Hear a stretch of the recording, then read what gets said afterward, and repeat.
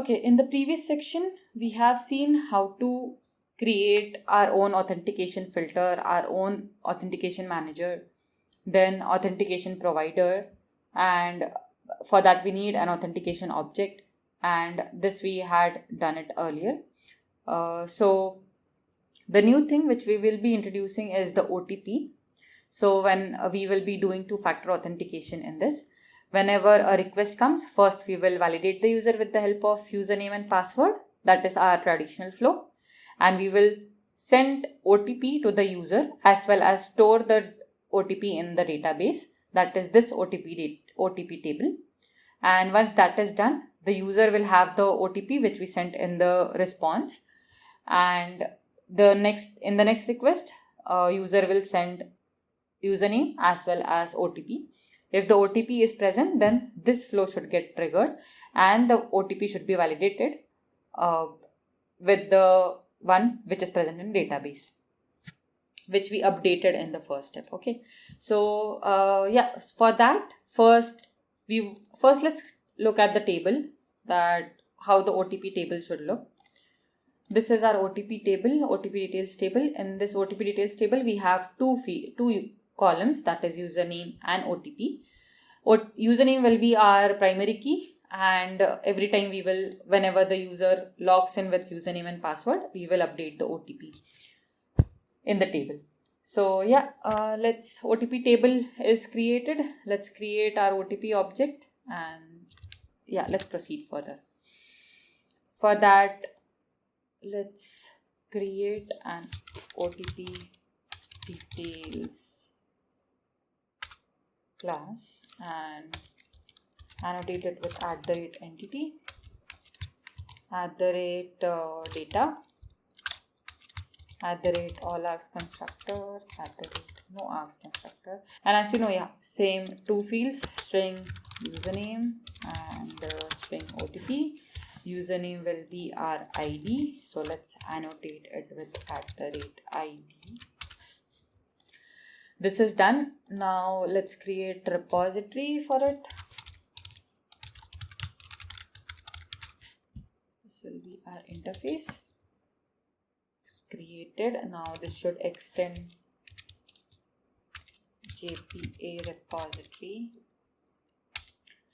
Our object is of OTP details type and the primary key is of string, and annotated with @repository. Okay, now our OTP details repository is also set. We will create an authentication for OTP details. So OTP details authentication, and you guessed it right. Sorry, implements authentication. This one. And let's implement the methods which we know. Okay, get authorities will turn null. For get credentials, we need the OTP. For that, let's have OTP details.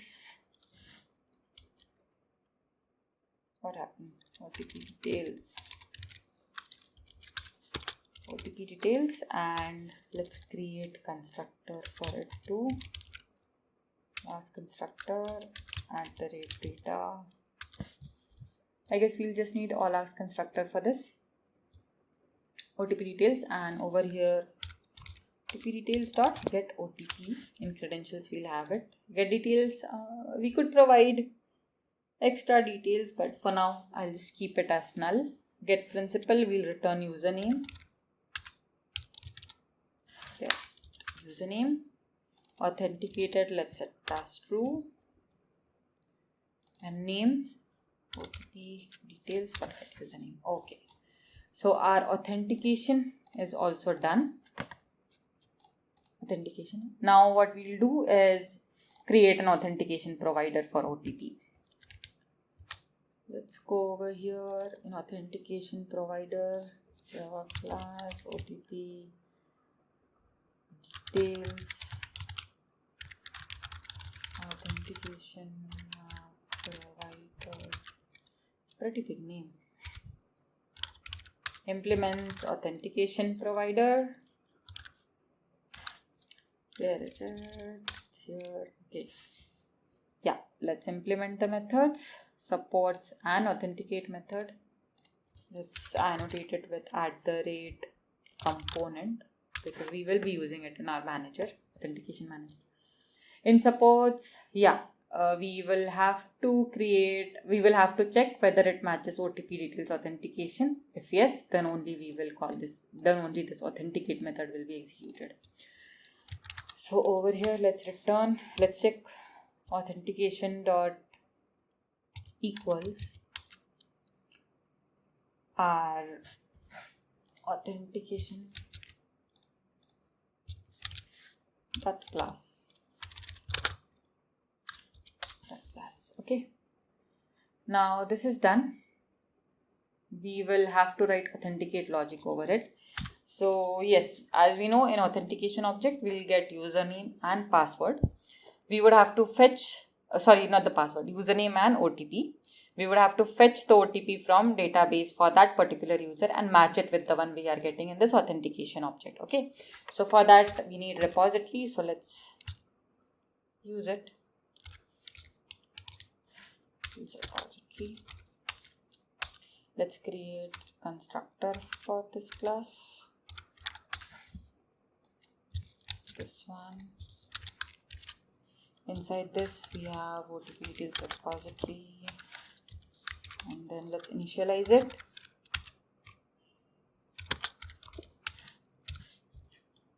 Make it as this. Okay, now we have this OTP details repository. We just fetch the OTP details.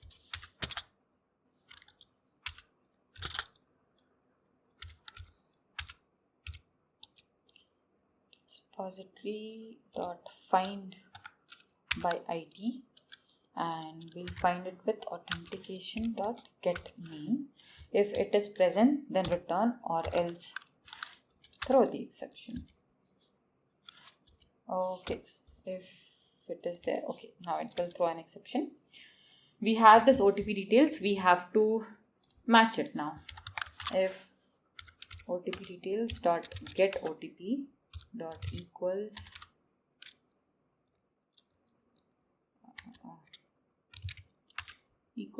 the one which we are getting in authentication, get credentials. In credentials, we are getting the OTP.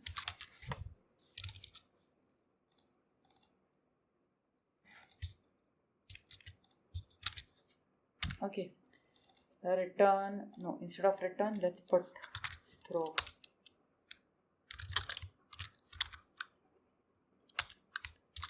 OTP is invalid. Okay. Now our authenticate method is also done. So we have created our own authentication provider. We would have to tell authentication manager to consider this OTP authentication provider too at the time of validation.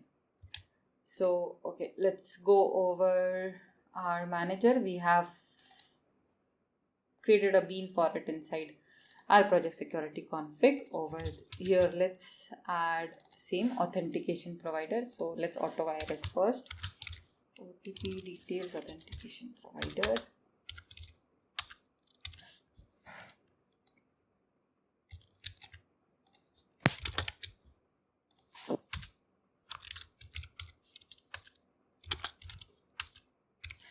Okay, and let's provide it over here. Okay, now we've told our manager that okay, these two authentication providers should also be considered. And okay, so till this we have done. Now we have to update our filter. In filter, we will first check whether an OTP is coming or not. If the OTP is coming, then tell it to execute this flow, else execute this traditional flow. Okay, so let's do that. First, just close all tabs. Authentication filter. In this, we'll check for OTP.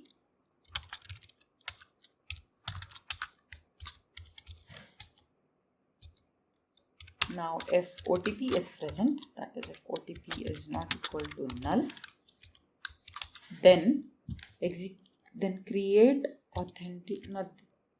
let's copy both these lines and create a new OTP details authentication which accepts OTP details and which accepts username and OTP.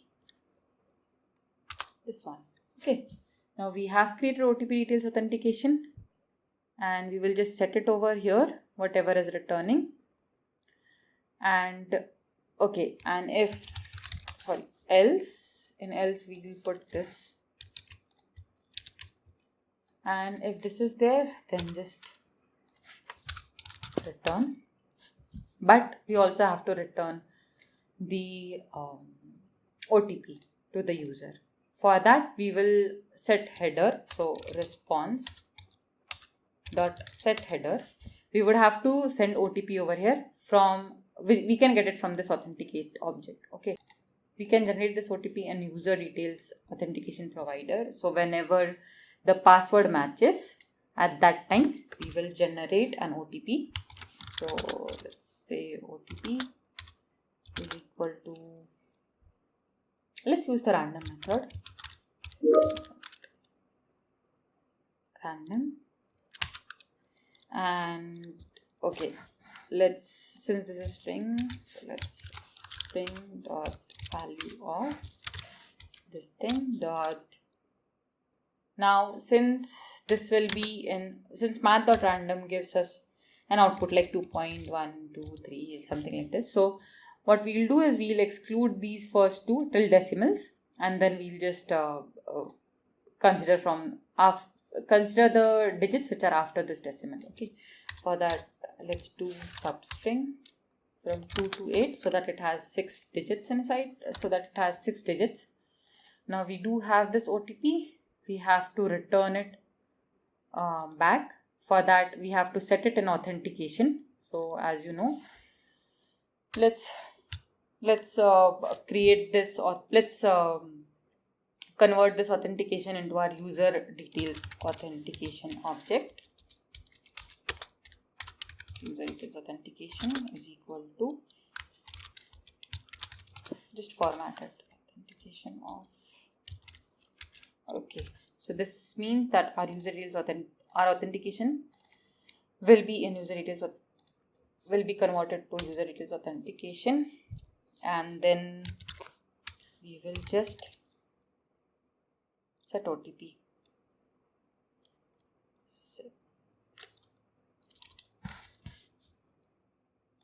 Authentication, sorry, not the authentication, user details authentication dot set authenticate, not authenticated.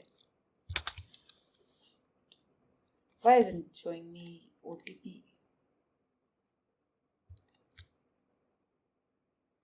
Because I haven't included it.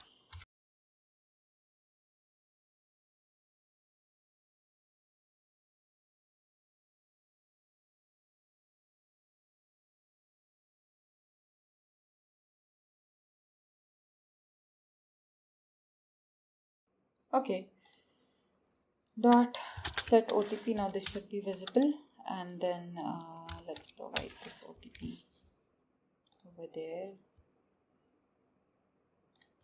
Return this instead of the previous one.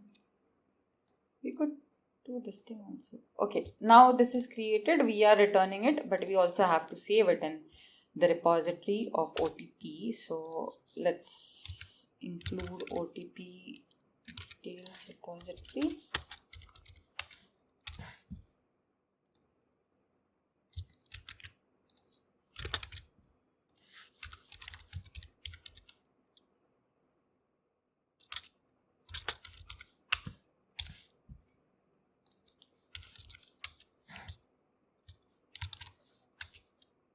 Dot save new OTP details.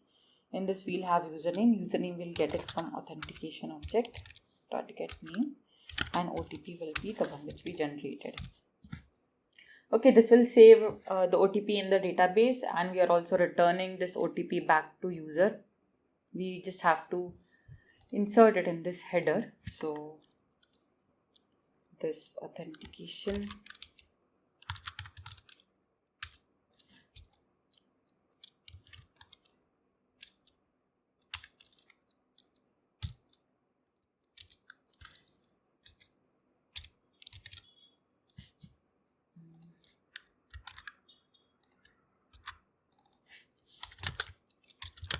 get OTP. Set header. Okay, we have to provide the name also. OTP key also. Okay, so OTP is this, and then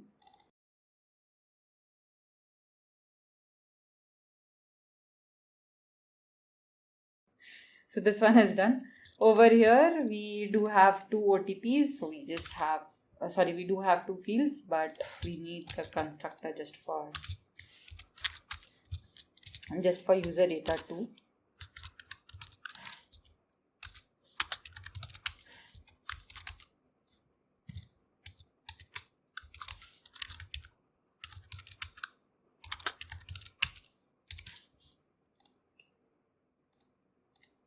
It should be solved now.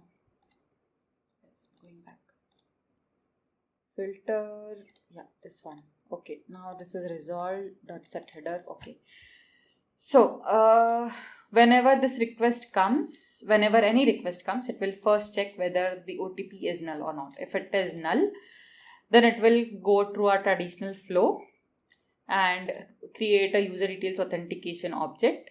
This user details authentication object what this will do is it will be useful for calling this authenticate method, because we are checking it over here whether this supports user details authentication. If yes, it will come over here. It will load the user by username, and then it will validate the password. If the password is valid, we are generating an OTP, and then we are setting the OTP in the user detail in the authentication method. In the authentication object, and we are also saving it in the DB, and we are returning this object back, authentication object back. Now, once this is done, so now the user will get the OTP in the response headers, which we have provided it over here. In the response dot header, it will get OTP. Now, next time, whenever the user sends the request, it should send OTP as well as username with it. If the OTP is not null, it will come over here and it will call the OTP details authentication, which will in turn call this OTP details authentication provider. And over here we are finding the user by the ID, and then we are matching the OTP. If it matches, then we return it, else we throw an exception, and this flow would also be completed. Now, okay, let's check this. I think we have done most of the work. Let's run.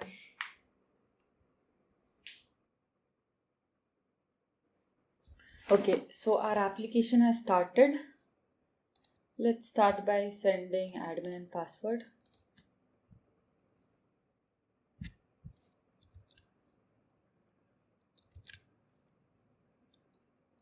In headers, yes, we are getting the OTP. Now let's check in database whether that row is updated or not. Great. So we do have the OTP in the database too. So next time, let's provide this OTP and send. Body, yes. So it works. Great.